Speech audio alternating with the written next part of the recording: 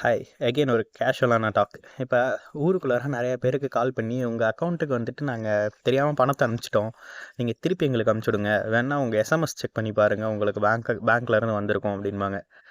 Check பண்ணி பார்த்தீங்கன்னா வந்திருக்கும், பணம் வந்திருக்கும். வெறும் மெசேஜ் வழியாக மட்டும்தான் அக்கௌண்ட்டுக்கு பணம் வந்திருக்காது. ஸோ அப்போ என்ன நடக்குது இந்த இடத்துலனா, ஃபேக் எஸ்எம்எஸ் வந்துட்டு பேங்க் ஆப் மாதிரியே க்ரியேட் பண்ணி அனுப்பிச்சிடுவாங்க.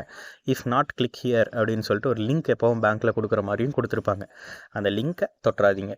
அந்த லிங்க்கை தொட்டிங்க அப்படின்னா அதுக்கப்புறமேட்டு நீங்கள் போயிட்டு யூபிஐ ஆப்ஸ்லேயோ இல்லை எதுலையாவது நீங்கள் செக் பண்ணி பார்க்குறீங்க அப்படின்னா அந்த டைமில் உங்களோட செஷன் வந்துட்டு அவனுக்கு ஆக்டிவில் இருக்கும். ஸோ குக்கீஸ் அண்ட் ட்ராக்கர்ஸ் வழியாக அவன் உங்களோட பின் எடுக்கிறதுக்கு நிறைய சான்சஸ் இருக்குது. ஸோ உடனே வந்துட்டு பதறி போய் யூபிஐயில் ஃபோன்பே ஆர் கூகுள் பேயில் போயிட்டு பேலன்ஸ் செக் பண்ணாதீங்க. ஸோ அப்படி ஏதாவது ஒரு மெசேஜ் வந்ததுன்னா நான் வேலையாக இருக்கேன் நீங்கள் வைங்க அப்படின்னு சொல்லிட்டு அவாய்ட் பண்ணிடுங்க. ஒரு 15 மினிட்ஸ் இல்லை 10 மினிட்ஸுக்கு மேலே அந்த செஷன் வந்துட்டு வேலிடாக இருக்காது, அது செஷன் டைம் அவுட் ஆயிரும். அதுக்கப்புறமேட்டு நீங்கள் பேங்க் ஆப்பை வந்துட்டு இன்ஸ்டால் பண்ணி வச்சுக்கோங்க. அது ரொம்பவே செக்யூர்டு. ஃபோன்பே கூகுள் பேயை விட பேங்க் ஆப்ஸ் வந்துட்டு செக்யூரிட்டி அதிகம். அதில் முடிஞ்ச அளவுக்கு பயோமெட்ரிக் லாகின் வந்துட்டு யூஸ் பண்ணுங்கள். ஃபிங்கர் பிரிண்ட்டோ இல்லை ஃபேஸ் ஐடியோ யூஸ் பண்ணி லாகின் பண்ணுறதுக்கு யூஸ் பண்ணி அப்படி வச்சுக்கோங்க. நீங்கள் எப்போவுமே வந்துட்டு பேட்டர்ன் ஆர் பின்னை மட்டுமே ரிலை பண்ணி இருக்க வேணாம். பயோமெட்ரிக்ஸ் ஆர் ஆல்வேஸ் இந்த மாதிரி விஷயத்துக்கு வந்துட்டு மோர் செக்யூர்.